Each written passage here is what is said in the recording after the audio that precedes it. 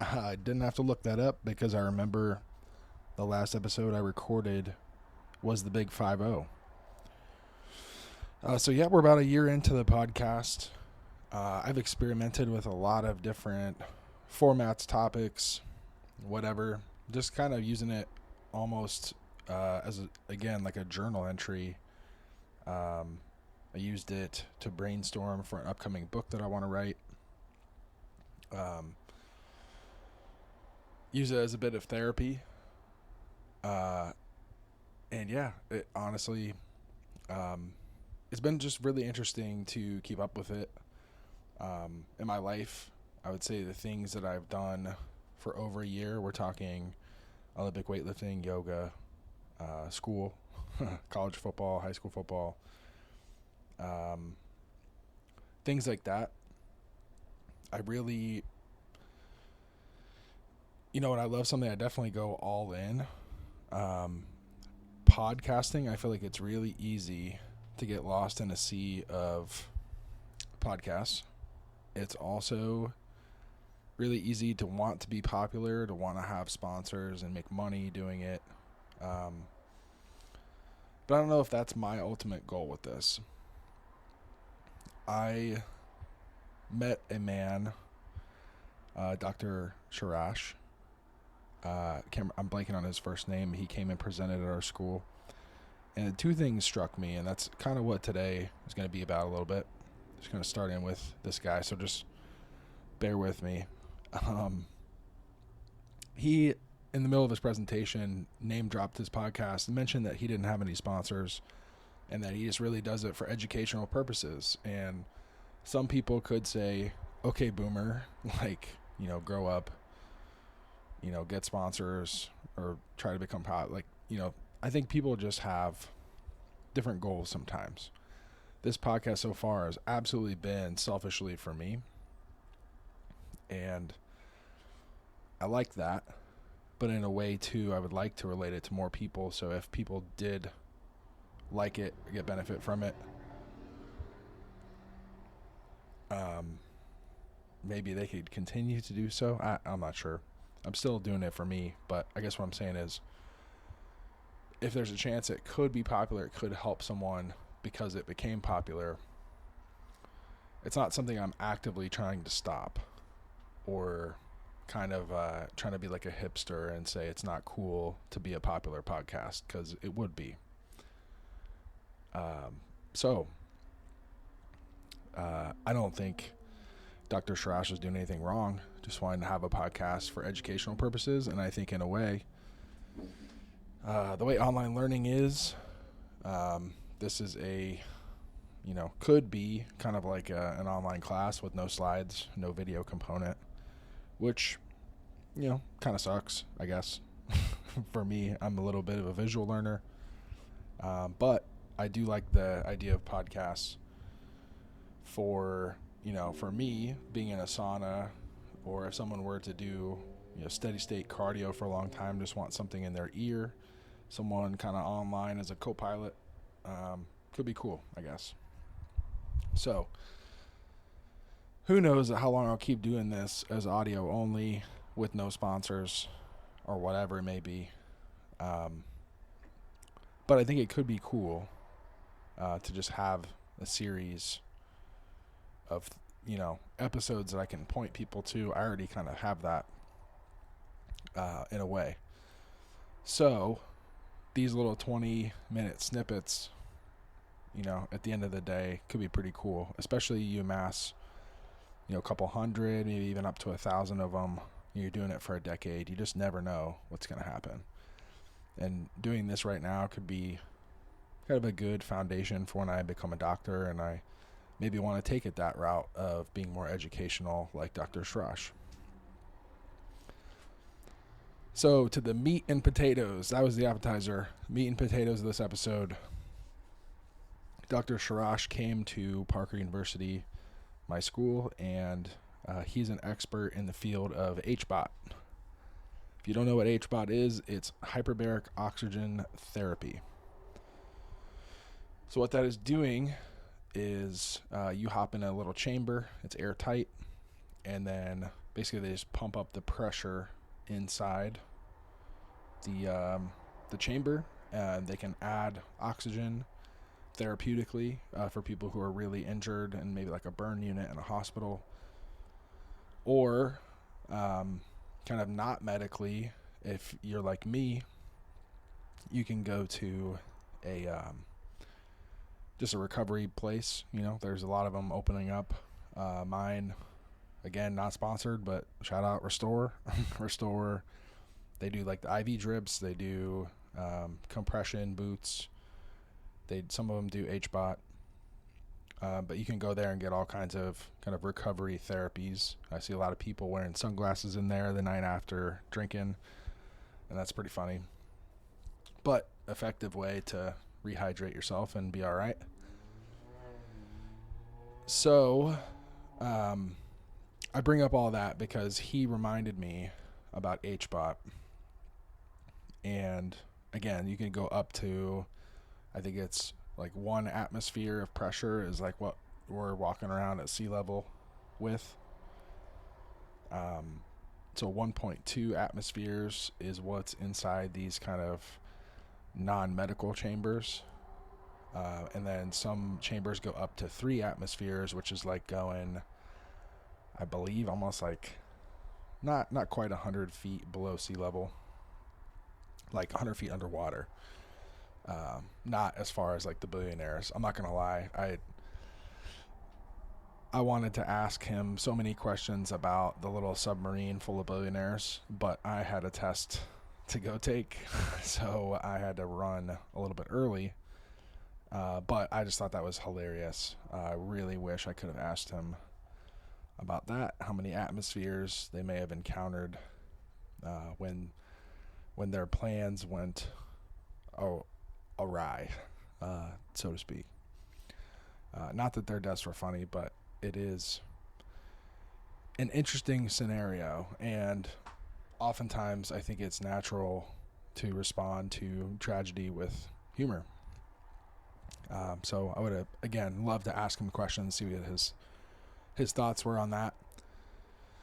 But nonetheless, I talk about Restore, and I kind of was reflecting a little bit later that day while I was waiting to go to my chiropractor for an adjustment off campus, and I reminisced back to COVID times, and basically 2021, the kind of the year after. And COVID was a bit of a rough time for me, as it was for everybody. I was very fortunate. I feel like I may have talked about this a little bit before on the podcast, but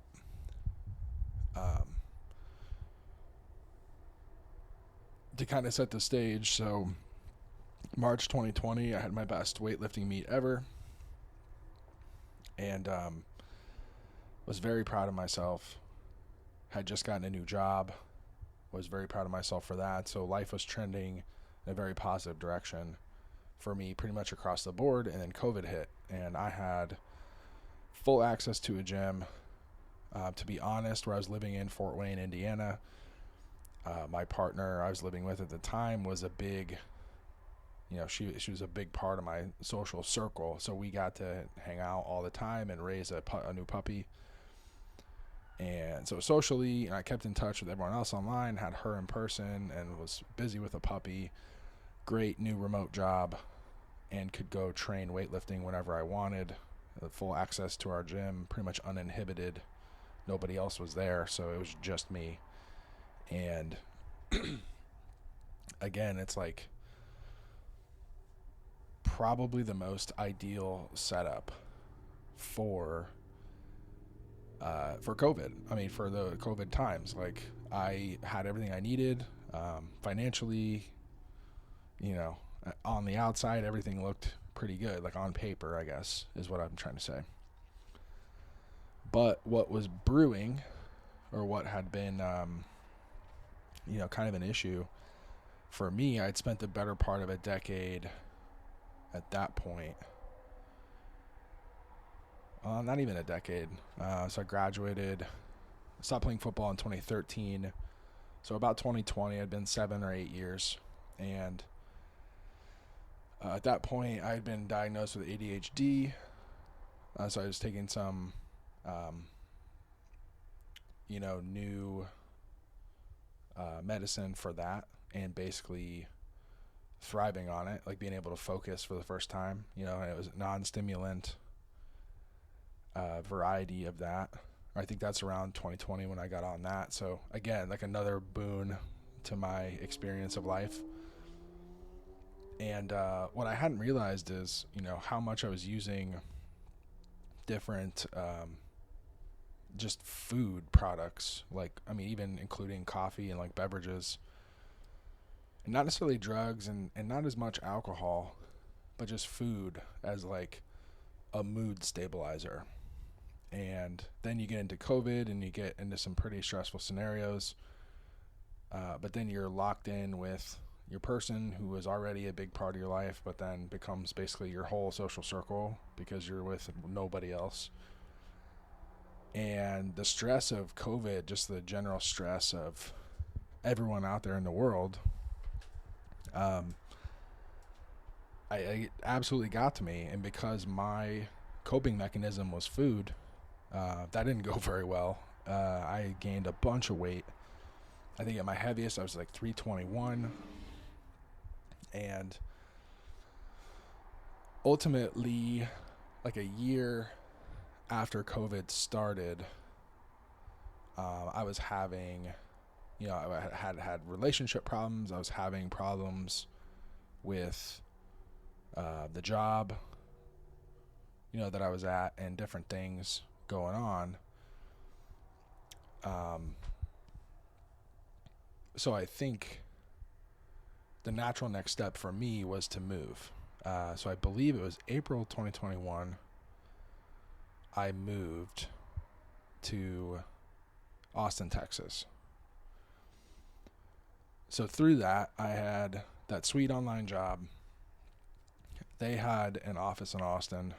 I was trying to kind of manipulate my way down there, but then COVID, had kind of scratched the plans for the Austin office, and there was no smooth way of transitioning, and just kind of had hit a dead end. There's a new private equity group came in, bought a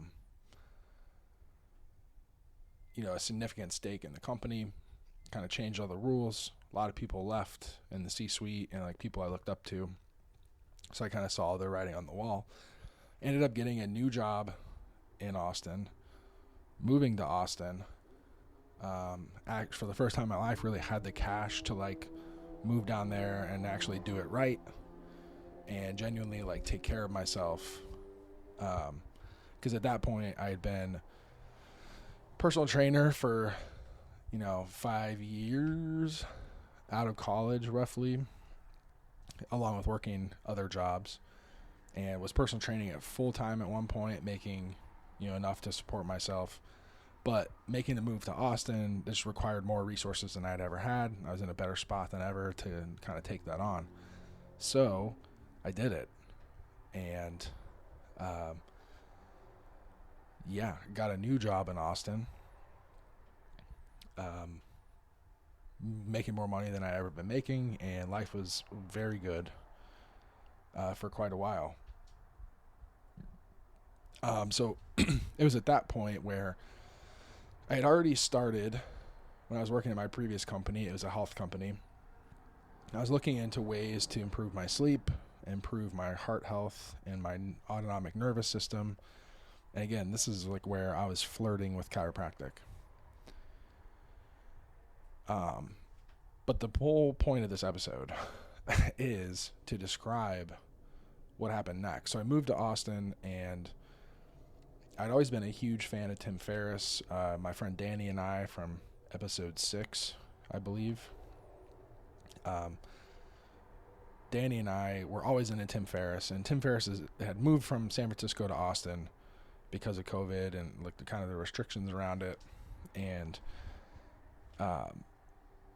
I don't know, I just was inspired. So I had all these resources I'd never really had. I had access to a world-class training facility with the equipment that I was selling at my new job. And yeah, for the first time, I kind of put myself in that N of one type of experiment like a Tim Ferriss would, and I started really digging deep. Previously, I had gotten into flotation tank therapy, which I had liked, but I found a place in Austin that was doing unlimited floats for a monthly membership fee, and I think I ran them ragged. I floated about every day. I found a new friend, Tim Rawlings from episode 7, and I was training with him very hard. We had a very good training relationship, like good training partners, good people at that gym, good vibes. And through all that, I was basically going there to work out. I would eat.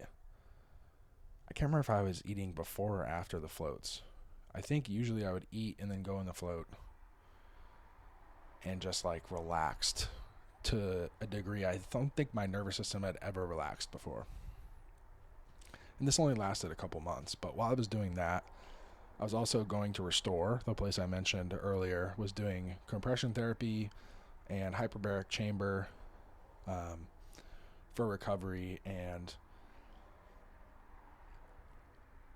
just really sleeping and taking care of myself and kind of giving up some of the habits that I had, which was using like a relationship or partying or whatever it may be, food especially, for comfort, to the degree where I got up to 320 pounds during COVID.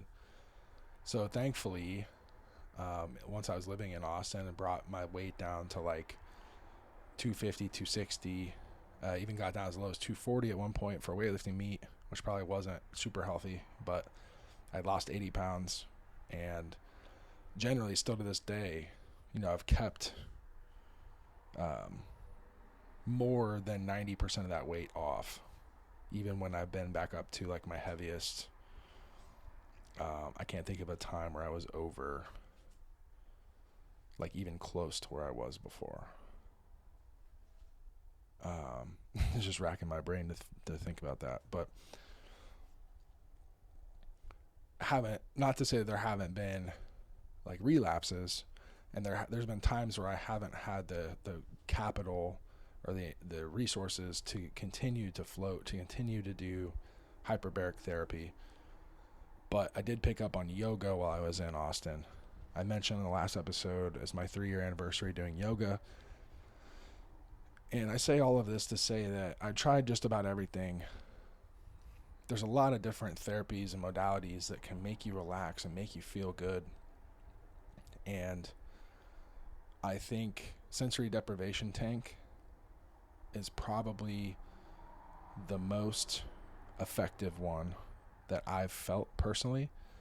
I think for 2 reasons. One, you finally get to rest with no sensory input, and then you also get the magnesium sulfate in the water. It kind of gets into your skin and helps you feel relaxed, because magnesium is great for your heart, great, just to help you feel at ease. So that's my favorite of all of them. But I will say, there's been times since I've been in school where funds have been really lean. Like I've been at a certain point, I stopped working over a year ago. It was, 15 months ago now. So I've been living off student loans and savings, and, right around the time when it's time to get a new disbursement of the loan, usually the budget's, pretty tight. I have been coaching CrossFit, and I've been making money training people here in Dallas, and but I obviously don't have all the money to float and to do all these other things. And I'll say the placebo effect is a real thing. This whole episode has just been to get you to the point where I just want to describe how I really wasn't in a good place, and I didn't really have a good attitude about it. I didn't really know that there was a way out. And then things started to go better for me. I was putting in a lot of work, getting a lot of results. Then I spent the money to take care of myself. And while that was very helpful, I think if I look back, really just my attitude change had probably the biggest effect. And that was me changing my environment, moving to Austin, kind of a new, exciting place, working for brands that I felt really aligned with. Really focusing on nutrition, like using food to fuel my body, eating more protein than I probably ever had in my life. Truly, not understanding that, chicken thighs and ribeye are not the same. There's way more protein while still maintaining fat and flavor in chicken thighs. The importance of multivitamins, but not just any multivitamin, like ones that you can actually absorb and use in your body, and then allowing your body to be relaxed so that when that vitamin goes through your system, that you can actually absorb the nutrients and put them to use. You're not just like stressed out. Like stress just like ruins everything digestion wise. And when you talk about digestion, you have to talk about the mind gut connection. And again, having just a good attitude, you're just believing in what you're doing. There's complete, for lack of a better term, there's complete dummies out there that just believe in what they're doing, believe in themselves. They do the stupidest shit. You can go on the internet and see someone's like morning routine, and it's just absolutely obscene and insane. But if that person believes in it and they believe in themselves, that's like half the battle. Then, at a certain point, you gotta have the building blocks of life. You gotta eat food. You can't just starve yourself. You can't water fast for 20 days and feel okay. But if you did water fast for 20 days and you did feel okay, it's because you had a good attitude about it. So I guess that's really all I'm trying to say with this whole episode is that having a good attitude, choosing to take care of yourself, realizing that it might be as simple as just developing a personal yoga practice that you don't have to pay a dime for. There's free stuff out there that can help you so much, even just meditation, like a free meditation app, or YouTube videos or whatever it may be. All the stuff is out there. It's free. You don't have to spend all that money like I did. And I think some of the money I spent was good. To bring back hyperbaric oxygen therapy, 1.2 atmospheres is not significantly different enough from our normal air that it was probably doing a whole lot of good. But I was in this cool little air submarine thing thinking that I was hot shit. And who knows, maybe I recovered better just because I had a good attitude in this little silly bag full of air. There's probably some benefit, but not like they have in the hospitals with burn victims, which can be a lot more expensive and a lot more dangerous. It's kind of worth the risk, given that there's a lot of skin healing and different things necessary. But I digress.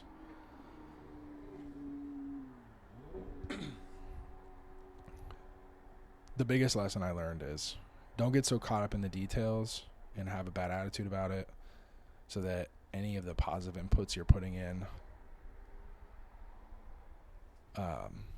can have their effect. If you get a bad attitude and you're doing a bunch of positive things, it's not going to be okay. So as much as you can, I think over the next few episodes, I'll describe maybe some strategies that I've used. Maybe not. Who knows? I haven't decided kind of what the next few episodes look like. But it's going to be a little bit like this, I think. It's just going to be inspired by something that happened to me. And as you can see, a quick HBOT seminar just took me back in time, thinking about everything I've been through, all the stuff I spent money on, and yeah, got to leave you with that. Positive attitude can be really hard to cultivate, but find some things you like to do, feel good about it, and get it done. That's all you can do. So until next time, see you later. Feel good about it and get it done.